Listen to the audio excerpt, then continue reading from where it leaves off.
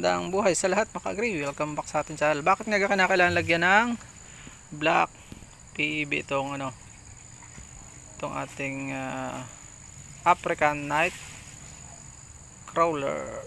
So yun o. Ito nyo itong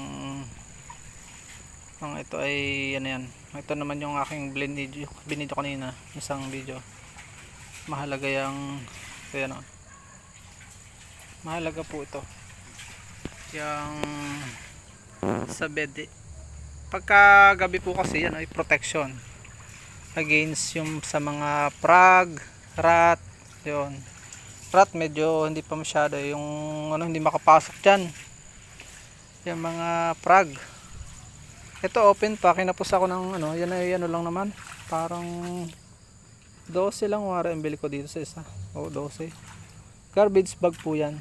Wala kasi mas makapal, mas maganda yung mas makapal. Maganda siya kasi nag-i-stack ng tubig dito. Pag binutas ko yan, dire-diretso na siyang pandilig. Hindi ko palang nalilingil, bubutasan ko yan. Dire-diretso doon. Ito hiramin ko ito siguro. Bubutasan ko para hindi mag-stack yung tubig. Pagkada ulan, edi dire-diretso doon sa pababa. Libre na ang aking pandilig. Anyway, kahit hindi ko naman diligin yan, may mga saha po yan ng saging. Bubutasan natin dito. Yung dire-diretso na siya.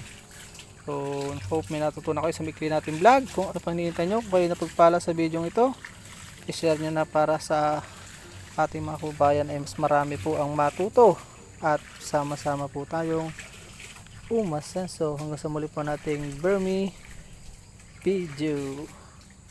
Please support all Filipino vloggers. Pakita natin sa mundo nakakasabang lahing Pilipino. Yan, bulok na yung mga dumi ng kalabaw. Paalam and God bless.